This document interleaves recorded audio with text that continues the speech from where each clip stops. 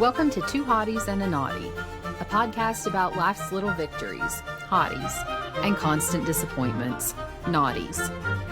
Here are your hosts, Michael Beck, Hicks, and Dwight Slappe.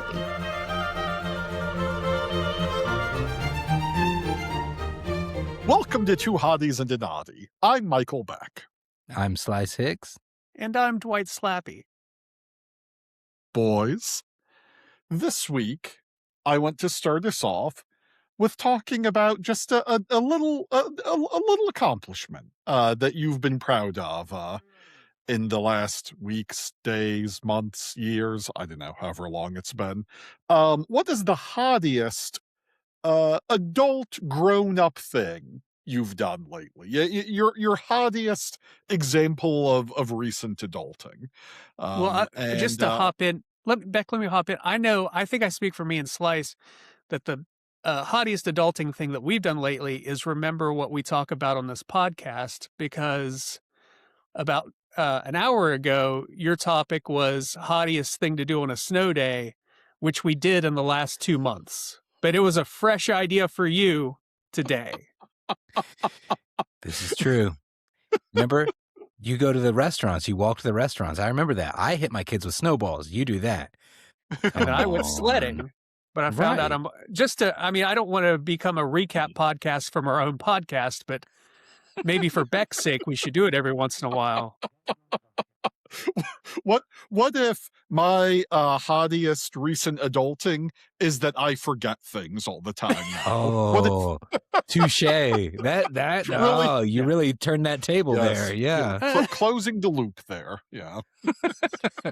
I'm sorry to interrupt you, Beck. I know you'll shame me with the amount of adulting you're doing, so I just have to take these little victories when I find them. Well, the very exciting adulting that we've done lately, in fact, the hottiest adulting that we have done lately at my house, is purchase a new refrigerator.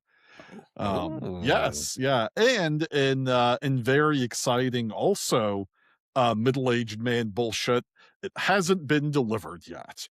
Now the horrible ice storm that we've had is part of it, but I think they were supposed to call us about the delivery before the ice storm. Of course, that hasn't happened, and now I don't know. I don't know. Well, thank God you can just put stuff outside. Right. True. Yeah, What's that temp like in Virginia? I'm going to continue that year round. I'm just gonna store my food outside now. Go back to nature. We have a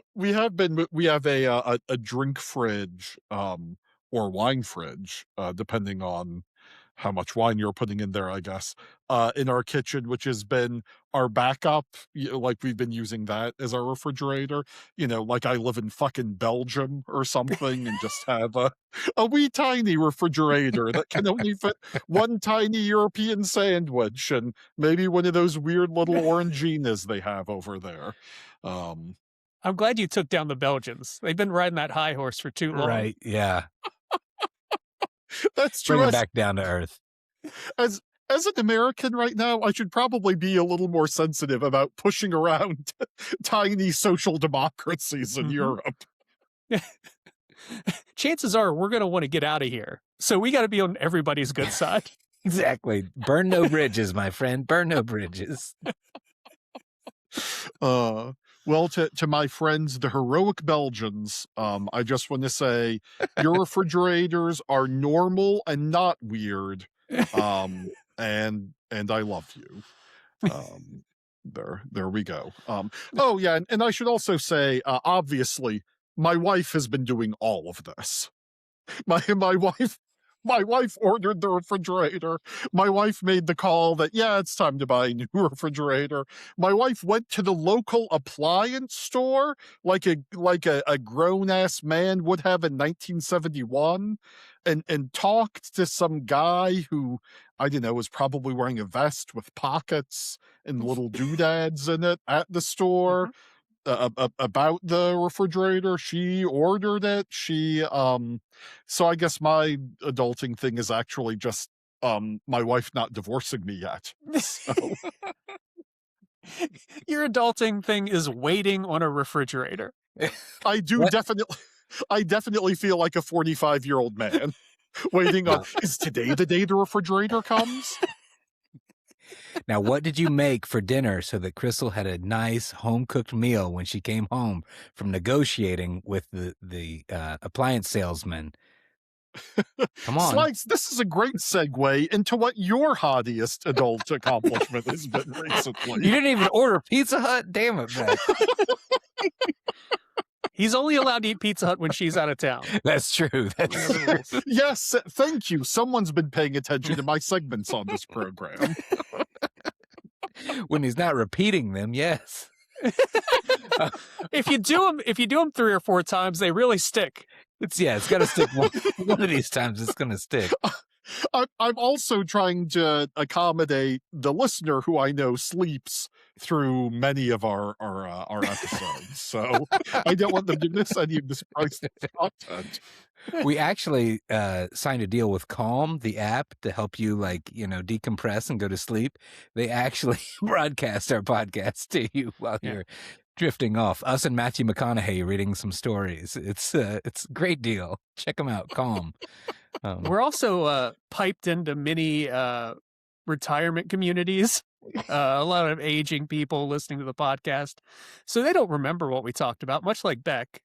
So we can just get away with talking about it over and over again. Yeah. So I bought this new refrigerator recently. Oh, and, Well, tell us more. It wasn't one of those fucking Belgian refrigerators, was it? Was it? I hope not. Slice, what is your hottiest recent adulting?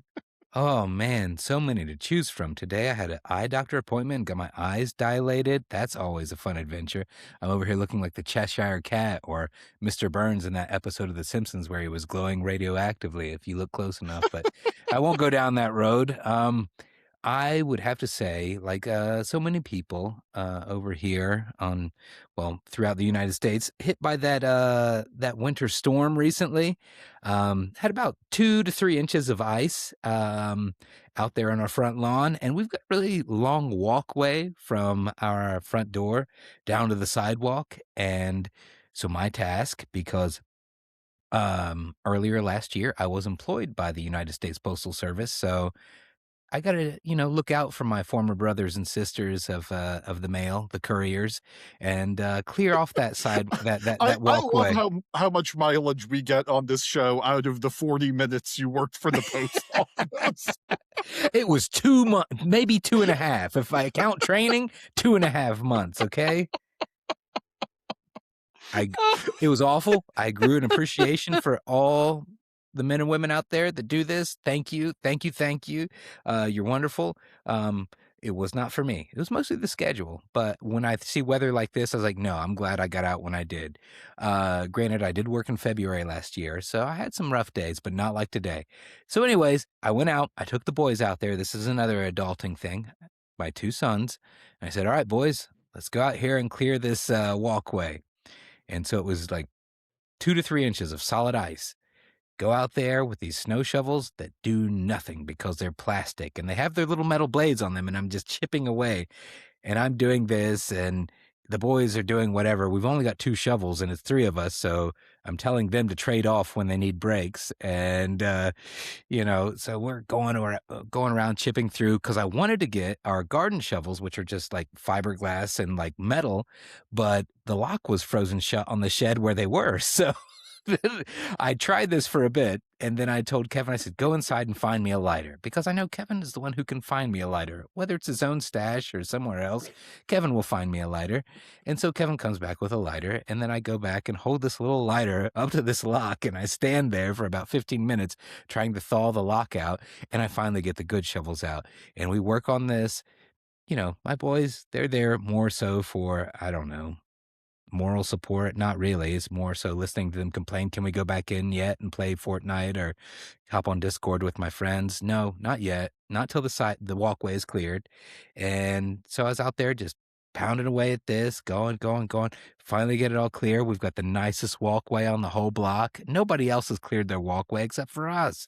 I don't know why I wanted to do this, but shout out to USPS. But that was my adult thing. Well, if nothing else, you I guess you had the kids out there for your own peace of mind. Like, you think you're teaching them something, even if they got nothing out of it. I think You made a an little attempt. bit. A little bit. I did tell Kevin, I was like, nope, don't go straight down. Go to an angle, underneath, get under it, leverage the ice, lift it up. You can do that with snow. You got to leverage this ice. So I tried. So a little something. They were out there spending quality time with Dad. I guess that's an adult thing to do. I feel like I'm mostly proud of your growth, because I feel like young Slice would have tried to make some sort of flamethrower. Something to melt the ice. I tried a bunch of stuff to melt it initially, and when it wasn't working, I said, all right, get the kids. So I did try that stuff first, and the kids were my plan B. And so then we spent, father-son's time chipping away at the frozen tundra. Yeah. I shoveled Leanne's driveway, and if there's ever a doubt that I love her, it's that I did manual labor here for her.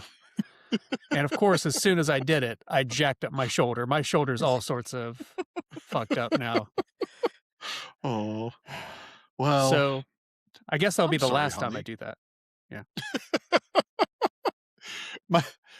I shoveled our driveway in part. Obviously, my wife started shoveling, and I went out there because I thought, well, my God, if I have to say on the show that my wife both handled everything about the refrigerator and also all the shoveling of the, I don't know, 3 tons of ice we had on our driveway. Yeah. So you were the Desmond, my youngest son, of this story. Yes, very much so. I mean, okay. I assume Desmond is probably a more consistent and reliable worker than I am, but I do aspire to little Des someday. He holds the door pretty well. Do you need me to hold the door for you? Will you come in? Yes, please do. Please do that. Thank you, son. You hold that door masterfully. Our friend Jason gave me some of the best advice in avoiding work in sort of a group work situation that I have ever gotten. He said, you just pick up a tool and you walk around looking like you're angry or looking for something. And people assume, oh, Beck's in the middle of a project and he can't find, the dooflong or whatever. Dwight, what is your hottiest recent adulting? I rescued a cat. I rescued a poor baby cat. Not a baby cat, full-grown cat, but she is baby. She is tiny, tiny baby. Leanne and I have been feeding this neighborhood cat, Stray, who we always assumed was an indoor-outdoor cat. She was always really well taken care of. And about a year ago, we noticed her getting skinny, and we started putting food out, and she was around every day, and that was during the spring. And she was just around all the time. Then we figured out, well, somebody abandoned her, and we ordered a little house from Amazon, put it outside. It had a heating pad in it for when it got cold. And then about a month ago, we looked on our ring cam on the patio, and she was limping severely. Wouldn't put weight on her front paw. And we gave it 2 days, and she was still limping. So like a boss, I took the carrier out there, and I opened up the little house that we bought and grabbed her by the scruff, and she immediately escaped, but she managed to fall directly into the carrier. I don't know what kind of magic trick or miracle I summoned, but directly from my hand to the top-loading carrier. She had been bitten by a raccoon. Yeah. But we got her blood work, and she was fine. And they gave her some antibiotics for the bite. And we never talked about keeping her inside, but I knew it was a matter, once we had her inside so she could heal, Leanne was not letting that cat out of the house after we had her inside. But I took her to my vet to get her blood work done and get the antibiotics and everything. And a very old, apparently confused vet told me she had not been fixed. And we had seen this cat. This cat's been coming to Leanne's house for almost 7 years. And we had never seen kittens or anything. And we were shocked that she wasn't fixed. So today we took her to a fix-it clinic so we could get that taken care of. And once they opened her up, they found out she was already fixed. And they just couldn't tell. Or I guess it had been so long that there was no scar. I don't know. Oh, okay. Yeah. But it seems like a vet should be able to tell if a cat is fixed or not. It seems like that would be like a day one kind of lesson. But anyway, she lives in the house now. Her name is Snickers. I've been calling her Snicole. Snicole. Yes. And she's great. She's very pretty. She's got green eyes. She's super lovey. She likes me more than Leanne, which is great. Oh. Well, But- what a wholesome, lovely tale, Dwight. Thank you for sharing that. Oh, you're welcome. And welcome to the family, Snickers. It's Nicole. For longtime listeners to the podcast, I once talked about a cat coming to the window as I recorded. And this is Snickers. So Snickers is now living inside. She'll inherit a stake of this podcast one day. So maybe you'll be seeing a lot more Snickers. I don't know.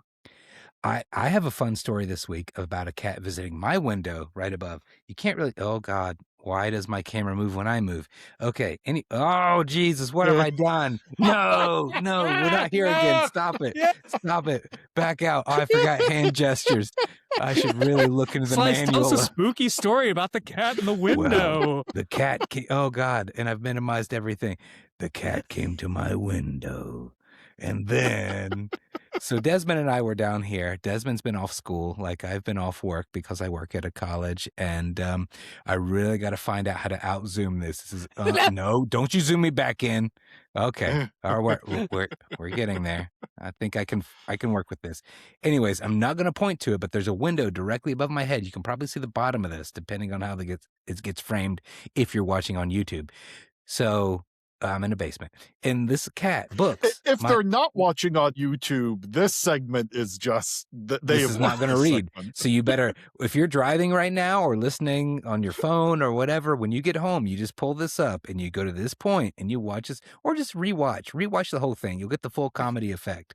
But anyways, so this neighborhood cat, his name is Books, because he was found in a library, and he actually has an owner who lets Books in the house and everything, but Books loves to be a free dude rolling around the streets, even whenever it's only 10 degrees outside. Books just does what Books wants to do.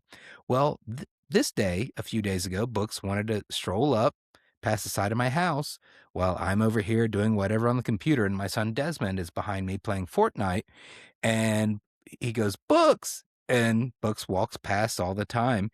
Well, Books turned his tail in toward the window, and I'm like, wait, no, Books. No, don't do this, Books. Do not do this, Books.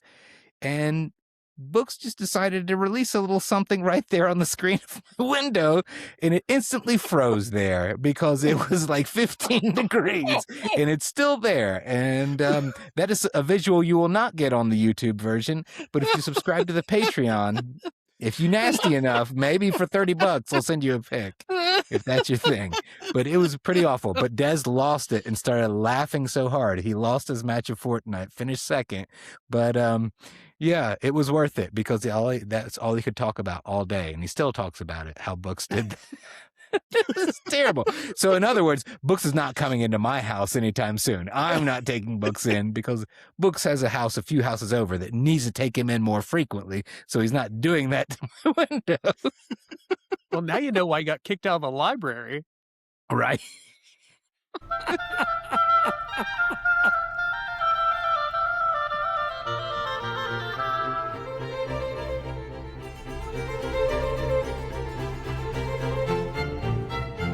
Coming at you now with Hottie number 2. Fellas, who's your hottiest Hollywood big guy? You know, those fun guys. There's just more of them to love. Usually those funny guys, but just great characters that you love and have admired throughout time. Speaking as, maybe in another lifetime, we could have been Hollywood big guys, but not in this one. So There's anyways, still time. There's still time. Don't give up on it's your not dream, over. Slice. That's true. Someday we'll make it. What are you talking about? I'm famous in Hollywood for how svelte I am. Well, that's right. That's why you can't be counted as the Hollywood big guy. You're too svelte for this, okay? But me, I'll have to go with John Goodman, the beloved John Goodman. He's just all around timeless, fantastic big guy. So many things that, it started for me with Roseanne. All right. My family watched Roseanne. My family was a lot like Roseanne's family. In fact, some of my family has been canceled, much like Roseanne's family.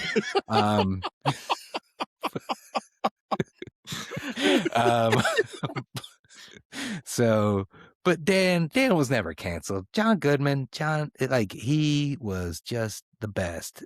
A dad that would stick up for you. He didn't, he put up with a reasonable amount of shit, and he went out, had his fun. He made his mistakes. He was human. He was flawed, but he did his penance, did his time, and just a great guy. And then Sully from Monsters, Inc., right? Does this man know no bounds to his talent? He can really just pull it over into a Pixar movie like that. Slice, why would you make me think of Billy Crystal in your segment? Why would Marshall University's own here in Huntington, West Virginia, baseball legend Billy Crystal.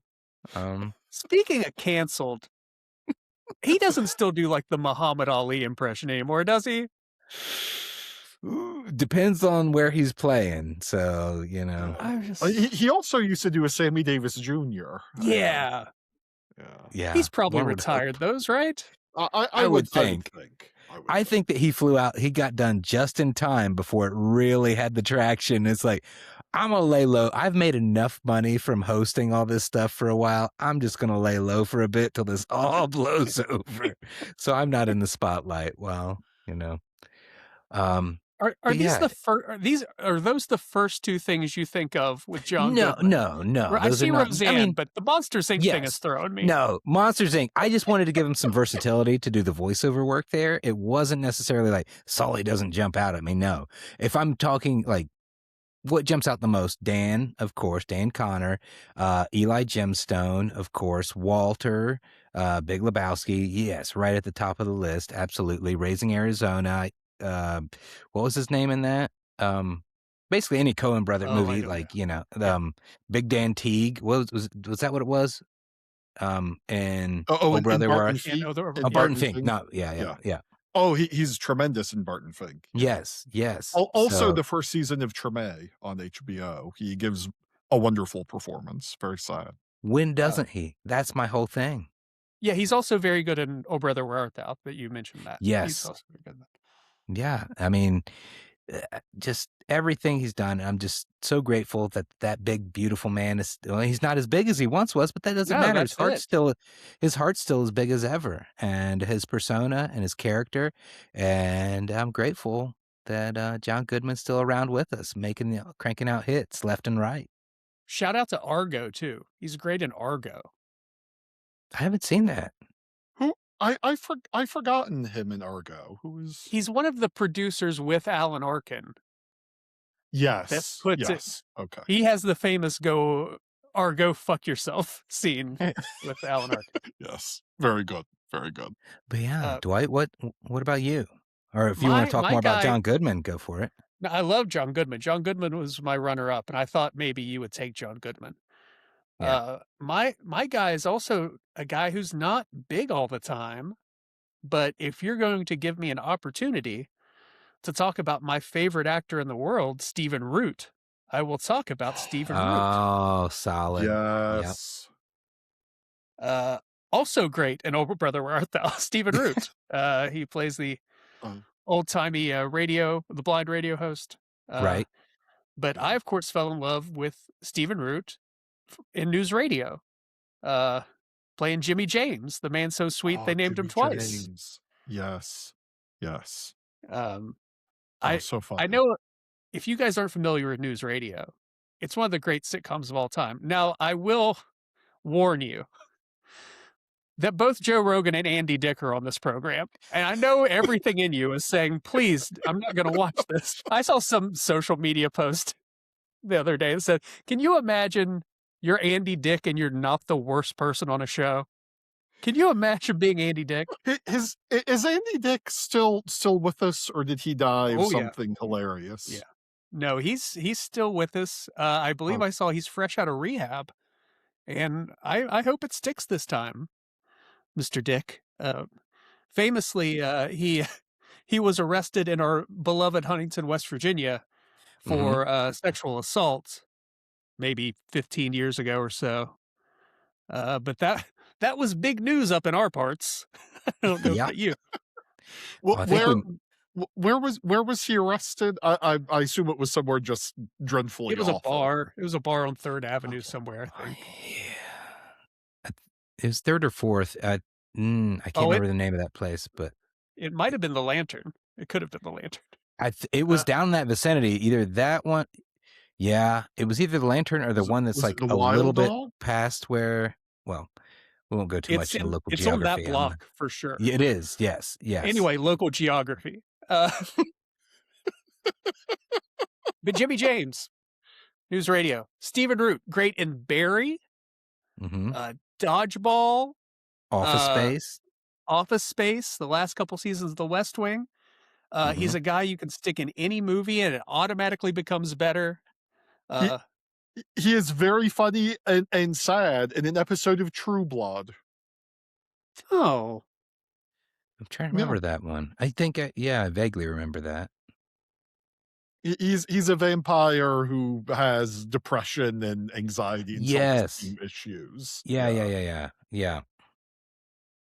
I think Office Space was... Like I said, well, Office Space is the thing everybody's going to know him from. Right. He plays Milton. Right. Introduced to him through that, and then Dodgeball, that stuck out to me too, but I haven't watched News Radio, so I might check that out. So spoiler for News Radio, it turns out he's DB Cooper. Just for everybody. If that doesn't get you intrigued, I don't know what will. All right, Beck, what about your big guy? Well, everyone will be delighted to know that my most beloved big guy in Hollywood is, of course, the late Sidney Greenstreet, star of The Maltese Falcon and Casablanca, and probably other films too, but those are the only two of his that I've seen that I could think of offhand, and I'm pretty sure he plays exactly the same character, maybe even with the same name, in both movies, and maybe both of them wearing a fez. I don't know. But, like the stereotypical sort of Euro trash big guy wearing a fez in an old-timey movie, that's Sidney Greenstreet. That's who I want to be when I grow up. And this is that part of the episode where Slice goes on Google on his other screen to try to see who Sidney Greenstreet is. Okay, I think I've seen this dude before. Yep. Here, Slice, let me help you out. Do you know in the video for Istanbul was Constantinople by They Might Be Giants, and it's a Tiny Toons thing? Yep. It's a Tiny Toons cartoon. You getting me? Hamlet is there wearing a fez. Yes. With Plucky. He's supposed to be this guy.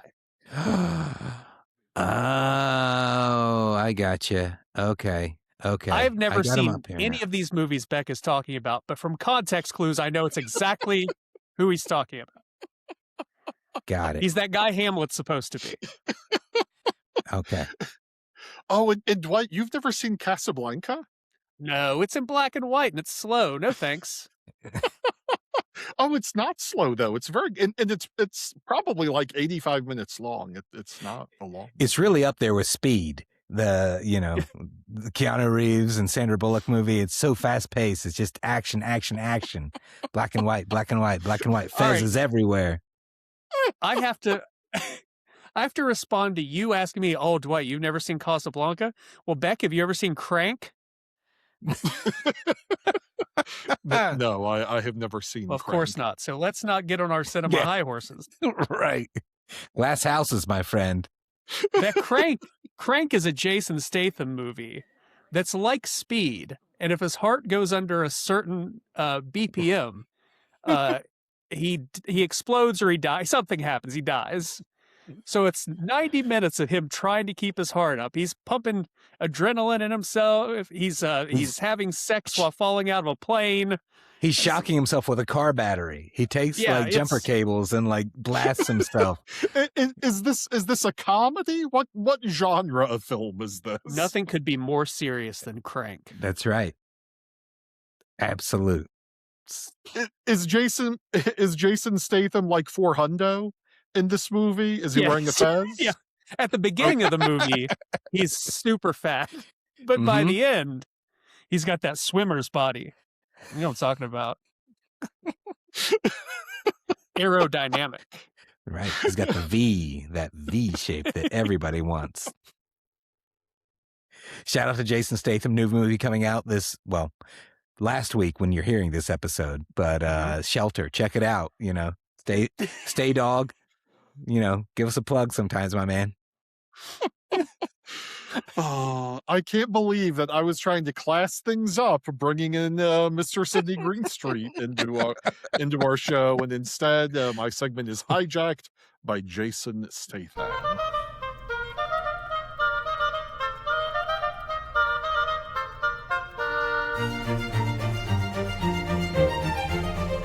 And we're back. Our naughty segment this week. I'd like to know, what is your naughtiest altered experience? Be it drugs, booze. Mine, I guess, is drugs, but they were prescribed drugs. When I had, as you guys know, and some listeners know, I had Guillain-Barré syndrome. And that's when your muscles from the outside, from your extremities in, just stop working. There's something wrong with the firing of nerves, So I had to be intubated, and I was intubated for like a week, and they were pumping me full of a drug. I don't know if you guys have heard it. It's called fentanyl. I was hopped up on fentanyl, which, looking back, seems dangerous because I think it kills millions of cops a year when they get near it, from what the news says. Dwight, you could have solved so many of our problems. Yeah. If only you weren't incapacitated by Guillain-Barré. Cops and bored housewives making Facebook posts lost every year to this horrible. So I'm laying there and I'm out of it, but I'm awake most of the time. I just don't have comprehension of what is really happening around me. I'm intubated. So I'm not even breathing on my own, but I'm constantly congested at the same time. So I'm freaked out that I won't be able to breathe. It was anxiety and a trapped little bed. That's what I was. I don't know. Okay. Here's what was actually happening. There were one of the people working there, one of the nurses. It was it was their birthday or they're going away or something. And that person loved dogs. So they were putting together a collage for that person of everyone's dogs as a going away or whatever it was. I'm laying staring at the ceiling and everyone is talking about how cute dogs are. This is all I hear, cute dogs are. And then I start hearing dogs. And I'm like, motherfucker, they're letting dogs in this hospital. Why are there dogs in this hospital? And then my room is very close to an exit or something, and I can hear people taking their breaks outside and come and go. And I get in my head this idea that this is also like a hostel or some sort of halfway house that they've put me in here. And then somebody lets me have my phone. So let me read you a Facebook post that I put online. October 18th, 2022. What if I was suddenly stricken with GBS and locked in a hostel/halfway house/ICU, and 2 dogs were running around during surgery? Wouldn't that be fucking nuts? That's the thing I put on social media while I was on fentanyl. I mean, surely you have been in medical facilities in the greater Charleston, West Virginia area that do have all that shit going on in them, though. I mean, I'm sure. When I started to come out of it, I still heard what happened. People were pulling up videos of dogs on their phones. That's what was happening. But I just kept hearing dogs. And then my brain made me hear like a scurrying sound around me. So when I finally, like, when they take the intubation out, they pull off the breathing tube and everything, and I can talk for the first time in a week, the first thing I ask my doctor is like, where are the fucking dogs? I know you have dogs here. If at that moment the doctor had opened the door and like 40 dachshunds had come running into your hospital room, though, wouldn't that have made it all worth it? It's like the If she had Bumpus Hounds. pulled off her lab coat and she was just 3 dogs stacked on top of each other. Man, I was convinced they were dogs. And then eventually a nurse told me the whole story about making the collage and everything. And I was like, well, I guess there weren't dogs. I guess I'll believe you. But fuck, it sounded like there were dogs in that hospital. So I would say don't do fentanyl. Stay off of it. Don't do it. Mark that one off my list. Unless you love dogs. If you love dogs, do fentanyl. Beck, what's your favorite naughtiest altered story? Whichever one you got, whichever one you want to tell. Well, it's the show of this very episode, boys. Gather around and no. Beck's on crank. No, so my story is about when I sold fentanyl to Dwight's doctor. And 13 dogs. He was dressed like Pluto. I mean, I've made worse career choices. Yeah. No, so my story is I purchased with my state issued, ID card that says it is permitted. I purchased some marijuana edibles. And I was visiting my parents, and I brought these marijuana edibles with me, and I had one. And and I waited. A few hours went by, nothing happened. So I thought, well, I'll have some more. And a few hours went by, nothing happened. So like this was my whole afternoon sober. So I thought, well, I'm just gonna pop a couple of these and see what happens. And I had a very bad trip. But fortunately, I was in the room with the best person in the world for this to happen with, my father. And I was sitting there sort of going back and forth between, I don't want my dad to be angry at me, or I don't want my dad to be ashamed of me. For not being able to handle my marijuana edibles. But eventually I had to say, Dad, I've had too much and I don't know what to do. And he said, oh, honey, you sit there in the chair over there and watch TV with me. And I did. And everything was fine. And my dad did ask the rest of my family who gave his beautiful boy marijuana. And obviously all of this happened like 2.5 years ago. Like this is not something that's still in his 40s. Yeah. I can't believe, an adult, I know we're all adults, but an adult being in the room would not help me calm me down. The only time I've ever done mushrooms was at our same friend Jason's house. And we're all getting high. And then his dad just showed up out of nowhere, and that ruined the evening. I didn't need old Dan around watching me get high for the first time. Get out of here.